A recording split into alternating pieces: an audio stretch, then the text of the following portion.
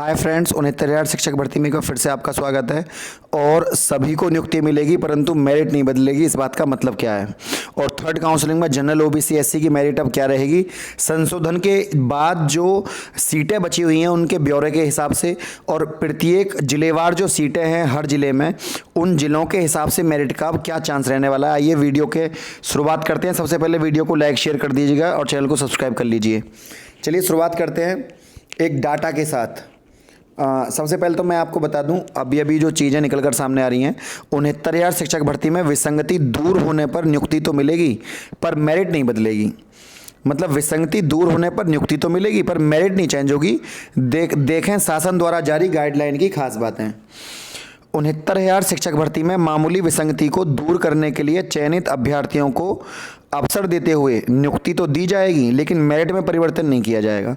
Basic शिक्षा विभाग में अपर मुख्य सचिव रेणुका कुमार ने शुक्रवार को इसका शासनादेश जारी किया है। जिन अभ्यर्थियों ने आवेदन पत्र में मूल अंक पत्र के सापेक्ष प्राप्तांक कम या अधिक भरा था, उनसे अंक पत्र की मूल प्रति प्राप्त कर उन्हें कम या अधिक अंकों के आधार पर, मतलब कि अगर किसी ने, मोटी बात यह है, अगर किसी ने कम या ज़्यादा नंबर भर दिए तो उन्हें ज्वाइनिंग लेटर तो मिल जाएगा, लेकिन साथ में उनसे एक शपथ पत्र मांग लिया जाएगा कि कल को आप ये ना कहने लगें कि हमारे तो उस तरीके से मेरिट ज़्यादा थी और हमें हमारा गृह जनपद दे दो। तो इस तरह की जो है वो मेरिट की मांग ना करें, इस तरह का शपथ पत्र उनसे। लेकिन ये उनके लिए अच्छा है क्योंकि जीओ में साफ साफ लिखा हुआ था कि गलती होने पर भी आपको बदलाव का मौका नहीं मिलेगा। उनको मौका मिल रहा है, उनको नियुक्ति मिल रही है, यही अपने आप में बहुत बड़ी बात है। विभाग ने स्पष्ट किया कि बीएससी की ओर से आवेदन पत्र प्रस्तुत करने की अंतिम तिथि 28 मई 2020 तक जारी निवास प्रमाण पत्र और जाति प्रमाण पत्र को ही स्वीकार किया जाएगा। देखिए गवर्नमेंट क्या कर रही है, गवर्नमेंट ने खुद ही फंसने के काम करे हैं। 28 मई 2020 तक जारी निवास प्रमाण पत्र और जाति प्रमाण पत्र को स्वीकार किया जाएगा। अब आप बताइए, निवास प्रमाण पत्र और जाति प्रमाण पत्र 28 मई 2020 तक के चल रहे हैं तो क्या ईडब्ल्यूएस सर्टिफिकेट 28 मई 2020 तक नहीं चलेगा? बड़ी मोटी सी बात है। तो ये चीज़ें जो हैं गवर्नमेंट ने खुद ही काम कर दिया। एक वोट के 28 मई 2020 तक हम इसको जाति और मूल लेंगे तो गवर्नमेंट उसको भी लेगी।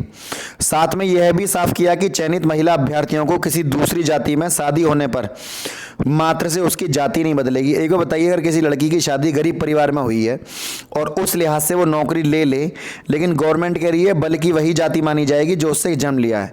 देखिए जिस जन्म से लिया है जन्म है, लेकिन यदि जो पति है, मान लीजिए कोई लड़की ब्राह्मण है और वह लड़की ब्राह्मण घर में ब्याही है तो और वो घर गरीब है और पिता की सरकारी नौकरी है, लेकिन जिसको ब्याही है वो आदमी सरकारी नहीं है, तो उस लिहाज से उसको छूट मिलनी चाहिए।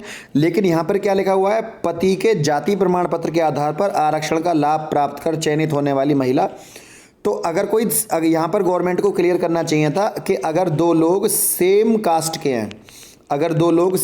के हैं, हस्बैंड भी और वाइफ भी, तो ऐसी स्थिति में वो अपने पति का जो स्थिति है, आर्थिक स्थिति है या जातीय स्थिति है, उसका लाभ क्यों ना ले।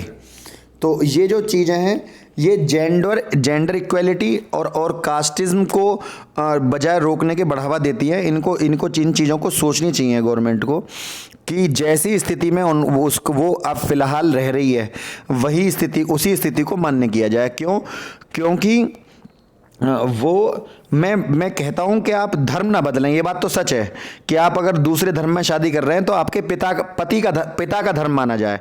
मतलब यदि आप ब्राह्मण हैं और किसी और शादी कर रहे हैं तो आप पिता का धर्म माने, कोई बात नहीं, ठीक है। लेकिन ये भी सच है कि आप आप मूल निवास मांग रहे हैं, मानिए पिता का मूल निवास, लेकिन साथ में एक चीज़ है, आपको ये भी क्लियर होना चाहिए कि अगर आप समान धर्म में कर रही हैं तो समान धर्म में अगर शादी कर रही हैं तो पति की जो आपकी स्थिति है उसके अनुसार आप आरक्षण का लाभ ले सकते हैं, क्योंकि आरक्षण केवल जातीय ही नहीं है, अब आरक्षण आर्थिक आधार पर भी दिया जाता है। ये चीज़ें गवर्नमेंट को पता होनी चाहिए। उधर सीबीएसई और आईसीएसई बोर्ड के में उत्तीर्ण अभ्यर्थियों को बेस्ट 5 विषयों के अंकों के आधार पर औसत निर्धारित किया जाएगा। अभी इन्होंने क्या करा, यहाँ पर साफ साफ लिखा हुआ है कि सीबीएसई बोर्ड और आईसीएसई बोर्ड की परीक्षा उत्तीर्ण करने वाले बेस्ट 5 विषयों के अंकों के आधार पर जब तुम्हें पता था कि ये नियम है तो तुमने काउंसलिंग में ऐसे अभ्यर्थियों को बाहर निकाला क्यों? आपको उनको काउंसलिंग में लेना चाहिए था, लेकिन आपने उनको बाहर निकाल दिया, जिससे उन अभ्यर्थियों को मानसिक प्रताड़ना हुई। दूसरा, प्रोविजनल सर्टिफिकेट प्रस्तुत करने पर उसे स्वीकार नियुक्ति पत्र जारी किया जाएगा। प्रोविजनल सर्टिफिकेट पहले बाहर निकाल दिए, अब उनको स्वीकार किया जा रहा है। मूल प्रमाण पत्र प्रस्तुत करने के लिए 3 महीने का समय दिया जाएगा। ठीक है। काउंसलिंग के समय पता परिवर्तन की अनुमति पहले नहीं थी, लेकिन अब है। गैर मान्यता प्राप्त संस्थान से बीएड बीटीसी वालों को नियुक्ति नहीं मिलेगी। जो चयनित अभ्यर्थी पहले से परिषदीय में सहायक अध्यापक के पद पर हैं, उन्हें कार्यमुक्त नहीं किया है, ऐसे लोगों को भी जो है वहाँ पर नियुक्ति नहीं मिलेगी, क्योंकि अगर उन्हें गैर मान्यता प्राप्त संस्थान से बीएड या बीटीसी का प्रशिक्षण करने वाले चयनित अभ्यर्थियों को नियुक्ति नहीं मिलेगी। जो चयनित अभ्यर्थी पहले से परिषदीय में सहायक अध्यापक के पद पर कार्यरत हैं, उन्हें कार्यमुक्त नहीं किया जाएगा। मतलब उन्हें कार्यमुक्त नहीं किया जाएगा, मतलब एनओसी नहीं मिलने वाली किसी को भी। तो काफ़ी सीटें यहाँ पे खाली रहने वाली हैं, क्योंकि जो पहले से ही टीचर हैं उनको एनओसी नहीं मिली।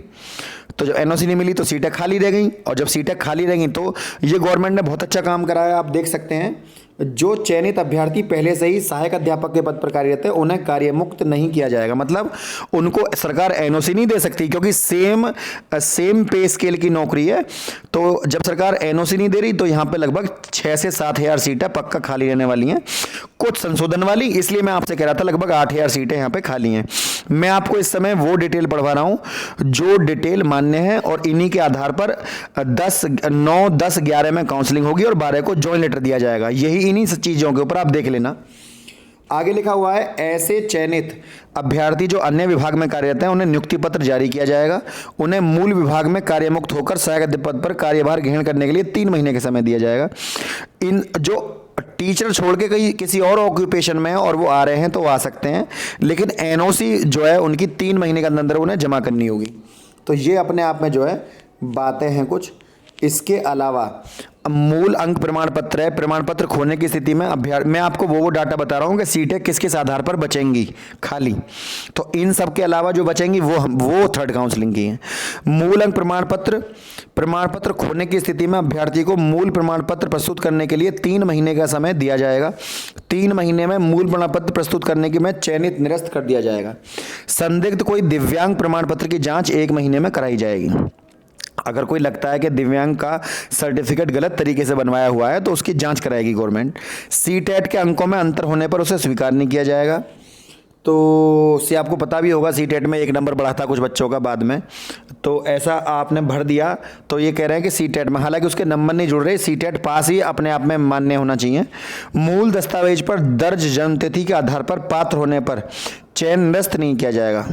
मतलब अगर मूल दस्तावेज में दर्ज जन्मतिथि के आधार पर पात्र होने पर चयन निरस्त नहीं किया जाएगा। मतलब मूल दस्तावेज पर आपकी अगर डेट ऑफ बर्थ है तो आपको जो है कोई प्रॉब्लम नहीं आने वाली है। अब यहाँ पर बात जो आती है, मैंने आपको पता होगा कि मैंने आपको कुछ डिटेल बताई थी सुबह भी, काफ़ी लंबी डिटेल है, इसके बारे में मैं दोबारा चर्चा नहीं करूँगा क्योंकि मैंने आपको कई बार ये डिटेल साझा कर दी हैं। 4th काउंसलिंग के बारे में भी मैंने आपको बताया पहले, तो ये सब डिटेल के बारे में मैं कई बार बता चुका हूँ, आपको पता भी होनी चाहिए। मैं आपको मोटा मोटा बता देता हूँ कि जो काउंसलिंग की डिटेल चल रही है यहाँ पर, अब जो जनरल वाली जो कट ऑफ आ रही है, क्योंकि एनओसी मान्य नहीं करी है गवर्नमेंट ने, आप देख सकते हैं ये इसके नीचे ही लिखा हुआ है कि जो पद पर उन्हें 3 महीने का समय दे रही है गवर्नमेंट अन्य में, लेकिन आपने यहाँ देखा होगा कि जो पहले से ही परिषदीय स्कूल में सहायक अध्यापक है उनको जो है एनओसी नहीं दे रही गवर्नमेंट। जब आपको पता है लगभग 6,500 बच्चे तो एनओसी वाले हैं, जो 6,500 एनओसी वाले हैं, कुछ हो के डॉक्यूमेंट में कमी है, तो 6.5 और 1.5 आप समझ सकते हैं, 6.5 प्लस 1.5 तो ये हो गए 8, तो 8,000 लोग जो है यहाँ पर खाली सीटें रहने वाली हैं। 8,000 छोड़िए, आप 7,000 मान लीजिए, 1,000 और कम कर दीजिए जो काउंसलिंग में अब निकल जाएंगे। कुछ हो सकता है अपना जुगाड़ कर लें किसी तरीके का, पहले से ही नौकरी का एनओसी ले आए हों वो, और उन्होंने नौकरी पहले ही छोड़ दी हो, कुछ भी हो, भूतपूर्व सैनिक, anything else what you think in your mind. लेकिन यहाँ पे सबसे इम्पोर्टेंट चीज़ यही है कि गवर्नमेंट जो नौकरी देने के मूड में है इस समय, गवर्नमेंट 22,000 सीटों को लेकर कुछ नहीं कर रही है। है ना, गवर्नमेंट को ये सीटें जोड़नी थी।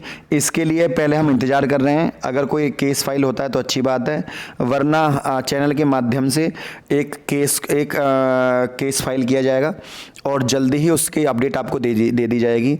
अधिक सूचना के लिए मैं आपको डिस्क्रिप्शन में टेलीग्राम लिंक दे दूंगा, आप उससे जुड़ जाइएगा टेलीग्राम लिंक से। और वो मैंने अभी एक ग्रुप बनाया है अभिमान एकेडमी के नाम से टेलीग्राम में, तो आप जो है कल परसों ही तो आप उसको ज्वाइन कर लेंगे तो आपको टेलीग्राम पर जितने भी आदेश हैं उनकी कॉपी मैं वहाँ पर सेंड करता रहूँगा। इसके अलावा भविष्य की जो भी सूचना होगी 22,000 सीटों को लेकर वो मैं आपको अपडेट करा दूंगा। चैनल को ज़्यादा से ज़्यादा सब्सक्राइब कर लें। उधर अब जो हालात बने हुए हैं वो जनरल की जो मेरिट है, मैंने आपको बताया था कि जो जनरल कैटेगरी है उसकी मेरिट कम से कम भी 1% गिरने की उम्मीद है। जो ओबीसी की मेरिट है वो 0.8% गिरने की उम्मीद है ना। और जो एससी की मेरिट है वो लगभग आप 60% से ऊपर वाले जिनके 60 गुणांक बैठ रहा है उससे ऊपर वाले सभी माने, हो सकता है इससे 0.2 0.3 और नीचे चली जाए। तो यदि क्योंकि एनओसी मान्य नहीं करी गवर्नमेंट ने, इसका आदेश कल ही आया है, तो ये देखकर बड़ी मन में खुशी होती है थर्ड काउंसलिंग वालों को कि ऐसा होने वाला है। तो फ्रेंड जैसी भी चीज़ें होंगी आपके साथ अपडेट में मैं आपको टेलीग्राम लिंक दे दूंगा डिस्क्रिप्शन में, आप ज़्यादा से ज़्यादा जुड़ जाएं ताकि आपको अपडेट मिलती रहे किसी भी चीज़ के लिए। और प्लीज़ फ़ोन ना करा करिए क्योंकि बहुत सारे बच्चे दिन में कॉल करके पूछते हैं।